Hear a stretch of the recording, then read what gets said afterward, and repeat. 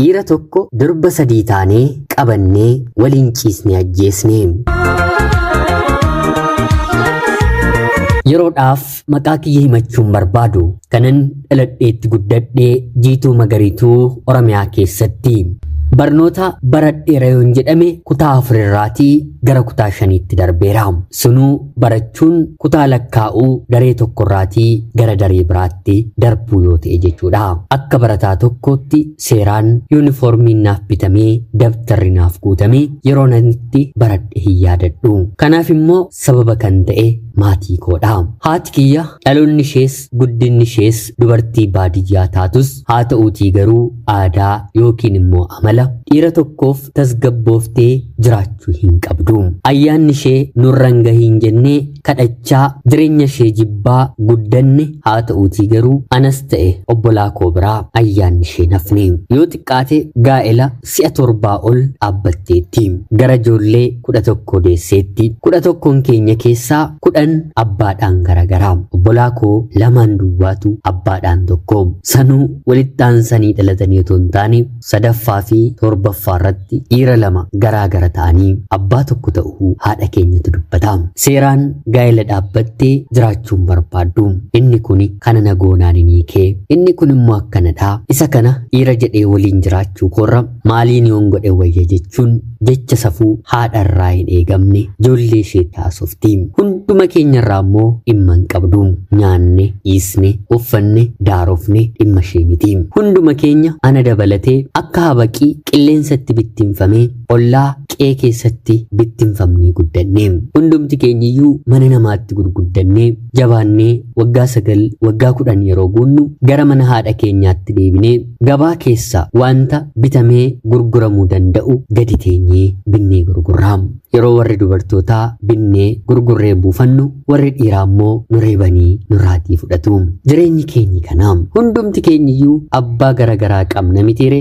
Tarii barnootaaf dabtara yookiin immoo kobbee tokkollee nu barbaachise haadha keenyatti otoo hin taane abbaa qabnu sanatti deemnee iyyina. Gariin ifatti maatii horatanii biratti ni beekamu. Gariin immoo hanga har'aa hanga ammaatti illee dhoksaadha. Kaniin haalli garuu haati keenyi hunduma keenya maqaa abbaa keenyaatiin nu waamsisti. Isin haadhatti malee abbaatti tokko miti jettee nutti himteetti. Har'allee dulluma keessa bara dahuu hin dandeenyetti bara nuyi ijoolleen sheellee dulloomnetti haati koo tasgabbooftee jiraachuun barbaaddu. Jecha baalagummaa yookiin immoo haasoo sagaagalummaa har'a otoo hin taane umriidhaan waggaa 7 waggaa 6 yeroo guunnutti haadha keenya jalatti dhageenyee guddanne. Kanaan illee qe'ee keessatti afaan keenyi afaan tolaa miti. Afaan hin taaneen haadha keenya irraatii barreen ollaa hiriyoota keenya nu gitan arrabsinaa. Baay'inas waan qabnuuf lolamnee qe'ee keessatti hin mo'amnu. Hundumti keenyiyyuu walitti funaanamnee akka kaannisaa ollaa qe'ee hiddinaa. Wal irrattidha kan dhalanneerru. Akka nama gaa'ela tokko keessa jiraatee dafee ijoollee wal irratti dahe haalli dhaloota keenyaa akkanadha. Nu deessee nu gatuu nu dagachuurraan dhala haati keenyi dhimma nurraan qabdu. Dahumsi shakkanuma isheef salphoodha. Akka waan sagaraa furdaa teessee kaateeti malee akka waan deesseetti ittiin dhagahamu. Jireenya eenyuufiyyuun hawwine jireenya ilaalcha hin taane keessatti guddadhe.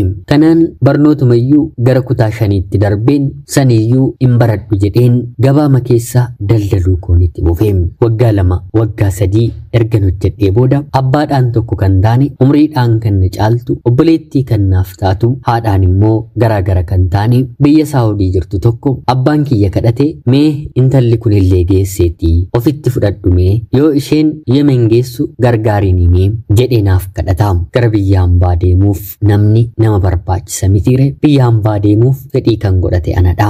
Karaa galaanaa yookiin immoo galaana diimaa qaxxaamuranii jechuudha.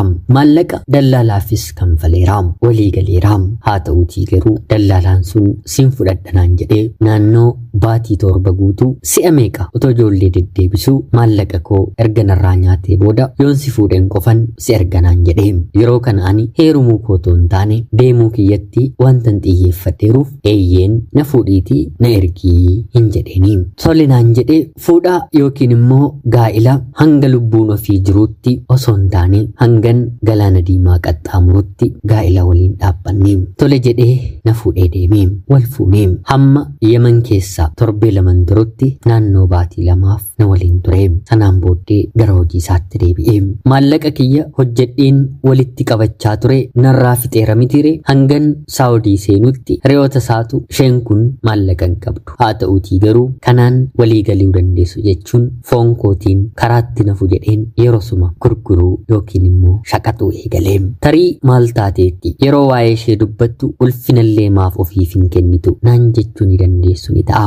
Haa ta'uutii garuu daandii galaanaarra miillaan godaananii faddaalaarraa gara faddaalaatti yeroo darban kana godhanii nagaadhaan bakka yaadan ga'uun iyyuu waan guddaadha. Beela'uu, dheebochuu, maallaqa dhabuu, dhukkubsachuu, bofa fi bineensa heddituu gammoojjii keessaa garaagaraan illee hiddamuun waan jiruuf dhiphina guddaa qaba. Yeroon ishee gabaabduu taatus haa ta'uutii garuu umrii ofii keessatti yeroo ittiin dagatamnedha. Dhiira guyyaafuu argitanii hin beeknetu galgala bakka ciistanitti dhufee kana yoo ana waliin gochuu baatte bakka kanaa kaatee bakka kana ga'uu hin dandeessu. Foon kee kukkuteen culullee beeloftee naannoo kanarra naannaa ooltuuf hin kennaa jedhee nu doorsisa. Dubartiidha waan hin ta'eef wantan godhu filannoo gara biraan qabu. Miila koo baneen wanta isaan barbaadani kenneen gammoojjii sana qaxxaamureen obboleettii koo bira gahuudha. Saawudii galuu akkuma gaheen naaf eeyyamamee obboleettii kootti dhimadhe. Obboleettiin koo gaa'ela godhattee ilmaan lamallee waggaa waggaatti erga deessee booda abbaan manaa ishee dhiisee yeroo ani imala eegalu walirraatii adda qoodamaniiru. Dursa otoon imaliin dura walii galtee isaaniitiin ture. Haa ta'uutii garuu si'a kana abbaa manaanis waan dhiiseef hojii dhaabdee mana kiraa keessatti rakkachuu sa'aa jalqabdeettidha. Maallaqas kennuufi didee dhumarratti kadhattee anaan deemee akka inni fuudhu haa ta'uutii garuu gara isheetti akka hin finne hojii ta'ee barbaadee achumaan akka na galchu gorsitee abbaan manaan ishee gara koo dhufe. Gara ishees deemuu hin danda'u isumatu fuudhee waan argateen hojii na galcha. Obboleettii karaa abbaadha mitiire obbolaan karaa abbaa waliin jaallatu inni jedhan soba otoo hin taane dhugaadha. Haa ta'uutii garuu nu himti warri haadhaan tokko taaneeyyuu hagas mara waliif hin dhiignu. Wal biratti tarii gaarummaa tokko tokko waliif argisiisna walirraa deemnee jennaan garuu isa wal fayyaduu danda'u qofatu akka obbolaatti wal ilaala. Hedduun keenyi wal qoqqoonnee isa namni lagaan wal qoodu nuti immoo haala dhaloota umurii wal jaallannuun wal qoqqoonnee nutillee waliif diina dhayoon jedhe soba natti hin ta'u. Kanaan namichi kuni dhufee Yemen qaxxaamureen akkuma Saawudii dhufetti konkolaataa fidee dhufee bakka nani jiru na fuudhee mana jiraatu na galchee. Hojiis naaf barbaadu eegalee. Hojii nagaa salphaatti namaaf hin argamu mitiire ta'us garuu anumtuu carraa qabeettii ta'een hojii dafeen hin argadhee. Naaf argatee achuma naannoo inni hojjetuuti hojii xiqqoo hojjechuun jalqabee. Hojii xiqqoon hojjedhu kanaanis obboleettiin kiyya kuni baay'ee waan rakkachaa jirtuuf maallaqaan baatiidhaan argatu hanga baatii afuriitti isheef erguun jalqabee. Mana kiraallee kan filachuu waan hin dandeenyeef abbaa manaa mashee waliin jiraachuun itti fufee. Dhiiraaf dubartiin yeroo waliin jiraatu abiddaa fi cidhiidha mitiire anaaf innis abiddaaf cidhii walitti taane. Obboleettii kiyya fuudhee ishee hiike amma immoo anaan fuudhee na waliin jiraachuu eegalee. Hanga baatii afur guututti obboleettiin kiyya kanaaf dhageettiin qabdu ture. Dhumarratti garuu karaa namaa akkan isa waliin jiraachaa jiru yeroo ishee bira gahu eenyu bira kireeffattee jirtaa jettee na gaafatti. Yeroo kanaanis miindaan kiyya isa kam mana naaf kireessaa kanaan hin hojjechaan jiraa hangan hojii gaarii argadhuti kanammoo kallacha siif ergaan jiraa akka ati rakkannee fi jedheen deebisee fi yeroo kanatti lamuu lammataa maallaqa keessanaaf hin ergin obboleettiin qaba jettes natti hin bilbiliin ati silaayyuu warra akkanaadha jechuun maqaa arrabaa haati kiyya ganda keessatti qabduun na arrabsite. Yeroo sanarraa kaasee anaa fi obboleettiin koo haga har'aatti walirraatii cinnee sababiin isaa immoo abbaa manaa isheen fudhee. Abbaan manaa isheellee sodaan godhannee akka na fuudhe ishee aarsuudhaaf sirriitti beeksisuuf toora sooshaal miidiyaa irratti qoqqooddachuu eegalee. Haa ta'uutii garuu baatii torba erga waliin jiraannee booda dubartii gara biraa qabatee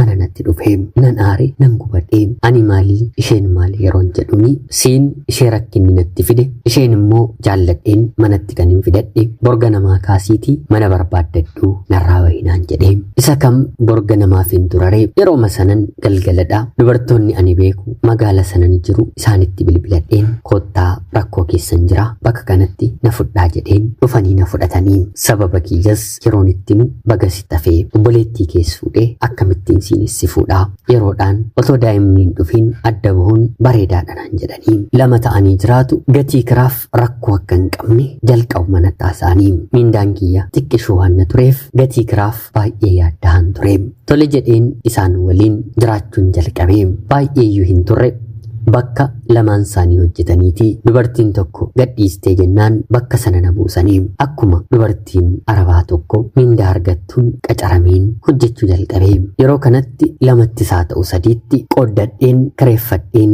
jiraachuu nan danda'an ture haa ta'uutii garuu gatii kiraa keenyaa kan danda'u maddi galii gara biraa dubartoota kana bira ni jira guyyaa hojjennee dadhabnee dhufnaa galgala yeroo manatti gallu walii bilbilanii dhiironni dhufanii ni jiru dubartoota kana lamaan bira jechuudha guyyaa lama hirribatoo hin taane amma moo amma ijoolleen dhiiraa kun dhufanii na gudeeda utuu hin jedhu halkan naaf bari'ee guyyaa sadaffaa irratti fedhii kiyya otoo nan gaafatiin ijoollee dhufan kanatti mucayyoon waliin hin bulu kuni dhiira tokko sirriitti kanfaluufii danda'u qabadhaa kootaa maallaqa gaarii garuu kanfaluufii qaba meeshaa haaraadha dhiira garaagaraatiin hin tuqamne jechuun bilbiltee isaanitti himtee jecha tokkoyyuu hin deebisneefi galgala 3 ta'anii dhufanii na waliin ciisee maallaqa naaf kennee deemee jireenya kanatti hin baree waggaa 2 jireenya kana dubartoota kana lamaan waliin mana tokko keessaa waliin hin dabarsee kan nama gaddisiisu yookiin immoo aarsummoo jireenyi mana kanaa hiriyaa dhaabbataan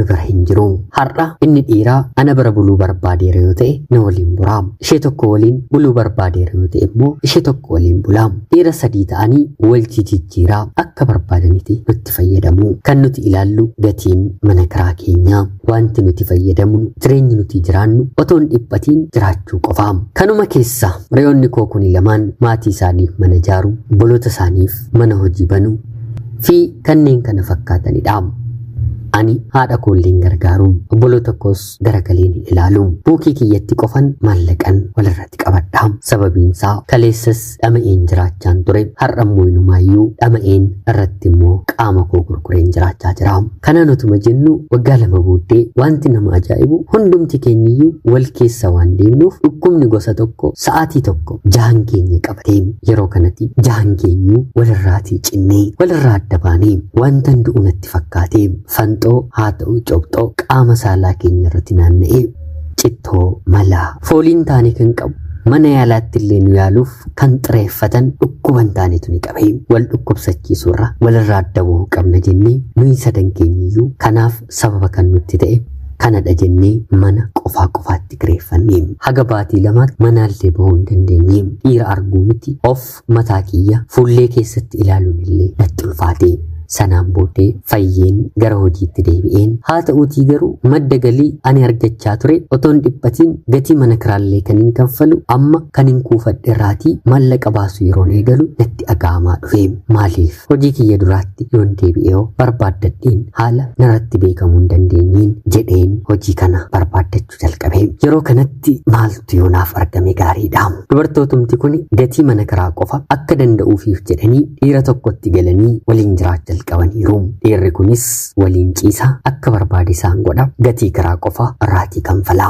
kaleessa wanta waliin jiraanneef anaaf gaafatanii rayaan keenya tokko ni jirti nu waliin jiraachuu ni feeti akka midhaa yeroo jedhanii yoo isheen dabalamte gatiin kiraa nutti dabalama kanaaf haaluma duriitiin itti fufti taanaan akka keessanitti kan jiraattu yoo ta'e haa ta'u dabaleen nan kanfala jedhee mucaan kun maallaqa qaba haadha manaas ni qaba ilmaanis ni qaba as biyya saawudii keessatti qabeenya ni qaba sabaan garuu saba keenya miti tole jedhanii hiriyoonni koo anaanis itti dabalanii yoo xiqqaate gatii mana kiraaf hin yaadda'u jedheen itti dabalamee guyyaa hojii kiyyan hojjedha galgalammoo sa'aatii inni dhufetti dhiira kana 3 taanee gammachiisnaa yeroo hedduu nu bira bulaa haati manaansaas ijoolleensaas magaala nuti jirru waan hin jirreef nu biraallee deemee bakka biraa yeroo bulu dubartoota biraa bila bula malee dhiira qofaa bulu gaa'ela isaaf amanamaa miti. Wanta inni godhe nuun jedhe halkan guutuu hojjechaa fi bullaamu. Dur kan barre dhiira tokko amma immoo dhiira tokko sadii. Bifa kanaan mana kana keessallee waggaa tokko waliin jiraadhe.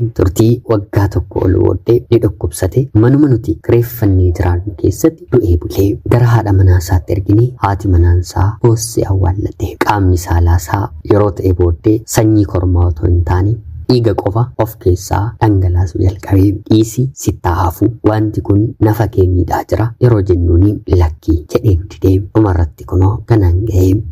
Yeroo sanarraa kaasnee anis riyoonni koo kunis naanee hojii kanatti lamuu lammataa hin deebinu jennee ofirratti kakannee. Kana dura sababa dhukkuba tokko dhukkubsanneen kalammataa irratti immoo sababa kanaan waa ta'e jireenya keenya keessatti akka jijjiiruu qabnu walitti himnee mana kireeffanne sana mataa keenya kanfallee waggaa 2 jiraannee. Turtii waggaa 2 booda anaa fi riyoonni koo kuni lamaan walitti buunaa. Walitti bu'iinsi keenyi maallaqa walirraa fudhatanii deebisuu dhiisuu yookiin immoo ganuu irratti dhahamu. Kanaan riyaa koo tokko waliin quba qeensa keenyaan ija wal keessaa baasuuf yeroo kaanu isheen tokko iyyitee ollaan akka dirmattu taasiste. Naannoo sana ollaa otoo hin taane poolisiin fiigee dhufee 3 keenya iyyuu qabee mana hidhaatti nu galchee. Waraqaallee waan hin qabneef baatii 4 mana hidhaa keessa turree 3 keenyu gara biyyaatti gaggeeffamnee. Jireenyi kiyya Saawudii biyya hambaas kanumaan raawwatee maallaqan qabuun gara biyya kanaa dhufeen lafa biteen mana ijaarradheen jireenya amma kanaa ergan dabarsee booda dhiirallee guyyaa tokkoof malee hin beeku jedheen gaa'ela dhaabbadhee. Dhiira goyyomsanii harka ofiitti galchuun salphaadha mitiire. Dubartiif keessumaa immoo jaallateen yoo dhufe akka nama haaraa homaan beekne diraamaa yookiin immoo aktiingii raawwadheen dhiira kana waliin gaa'elan dhaabbadhee. Umriidhaan illee wantan isa hangafudha. Nama garraamii garaa laaffessadha. Mana moobaayilii bareedaa ta'e qaba. Ofiillee ijoollummaadhaan lafa bitatee mana ijaarrateera. Kanaan wanta wal ginnuuf wal jaallannee gaa'ela dhaabbannee. Amma akka yaada kootiif jireenyi kanaan booddeen jiraadhu jireenya boqonnaa tasgabbii mana koo fi mana kiyya qofan ilaalu natti fakkaatee ture. Haa ta'uutii garuu akkanani yaadinaaf hin taane. Reefuma wal fuunee baatii 6tti maatiin isaa hanga yoonaa garaatti hin godhanne moo jechuun abbaa manaa koos ta'e anaan rakkisuu jalqabanii. Maatii isaaf tokkicha mucaadha. Qabeenya isaa keessatti gargaarsi isaan godhaniifillee danuudha. Maarree hanga baatii 6 sanatti anaa fi abbaan manaan koo daa'ima godhannee garaa koo keessanaaf taa'ee ture. Haa ta'uutii garuu dogongora mataa kiyyaatiin daa'ima sana ariifadheera gaa'ela kanatti jedheen ofirraatii baasee utuu abbaan manaan kiyya hin beekin jechuudha. Sanaan booddee si'a 6 ulfaa'eera. Haa ta'uutii garuu si'a 6 kanayyuu milkaa'uu hin dandeenye. Yookiin baatii 4tti yookiin baatii 7tti yookiin immoo baatii 9tti daa'imni miidhamee gadameessa koo keessaa baha. Deemeen hin ilaalama. Lubbuun keessan jirtun jedhama. Deemeen ilaalama. Erga garaa keessatti du'ee torbee 2 fixeeran jedhama. Deemeen ilaalama. Fayyaadha. Haa ta'uutii garuu umurii kan godhatu hin fakkaatu jedhama. Haadhummaan dhukkubsattuu mar'immaanii na godhee garaan kootoon dahin si'a meeqa baqaqee daa'imni na keessaa fuudhamee ko'eetti kan nama hin qabne ta'een abbaan manaan kollee gaa'ela waggaa 4 walakkaa booddee gaa'ela gara biraa dhaabbatee otoon ani kanumaan iyyuu nan jiraadha jedheen isa kadhu sin barbaadu jedhee ilmaan horatee jireenya isaa jalqabe. Ani kan hin qabu amma rabbii fi mana ijaarradhe qofadha. Maddi galii kiyyas gatii kiraan mana sanarraati argadhu. Eegan abbaa manaa koorraa adda ba'ellee si'a 2 dhiira biraatiif yaalii daa'ima godhachuuf yaaliin ture. Daa'imni ni uumama. Haa ta'uutii garuu gadameessa koo keessaatii fayyaatiin gadi hin bahu. Amma kunoo maal ta'a? Gara biyya hambaa sanatti miilla koo kaasuu dhiiseen asuma baadiyyaa mana haadha koo keessatti hiyyummaa kiyya waliin heerumeen daa'ima godhadheen jiraadheeran ta'e jedheen baay'ee na gabbisiisa. Baay'een gabbaamu. Ana qofaa miti. Riyoonni koo lamaan gara biyyaatti deebi'anillee jireenya hin qabanii. Waggaa 2 waggaa 3 qofa maallaqa fidatanii utaalanii jiraachuuf yaalanii turanii. Isaan immoo akkuma koo gamnoomanillee lafas ammas mana sin bitanni obbolaa isaanii gargaaraa turanii obbolaan isaaniis tufanii gaa'ellis didee akka dubartii maseenaa mana haadhaatti deebi'anii maatii isaanii waliin jiraachaa jiru. Oolee bulee namaaf deebi'enni jedhan jireenya koo keessatti argee anaafis hiriyoota koofis oolee buleetu deebi'ee yeroon biyya hambaatii deebi'u wantan boqodhu yookiin immoo gaa'eluma sirriin jiraadhu natti fakkaatee ture. Sababiin isaa immoo as Saawud Arabiyaa fi Yemen keessatti gaa'elli gaariidha jedhamee itti seenamu hin jiru. Inni dhiiraas akka ishee hiiku ni beeka, isheen dubartiis akka isa hiiktu ni beekti. Kanarratti immoo inni dhiiraas isheen dhalaas maallaqumaaf malee jireenya waliin jiraataniif dhimma godhatanii dubartiin hedduun tarii yoo deesse gaa'ela sanatti waan amantiif otoo hin taane dogongoraan daa'ima uumameenii. Kanaan ala biyya akkanaa keessatti ilmaan horatee gaa'ela gaarii waliin kan jiraatu hin jiru. Otuma biyya hambaatti wal fuudhanii gaa'elli isaanii toleerree gara biyyaatti yeroo dhufan waliin danda'anii wal gadhiisu. Anis umrii koo walakkaa kana keessan jira. Rabbi rahaamata siifaa godhunaan jedha. Ana obboleettii keessan Jiituu Magariituu Oromiyaa keessaatii ulfaadhaa nagayaatii galatoomaa.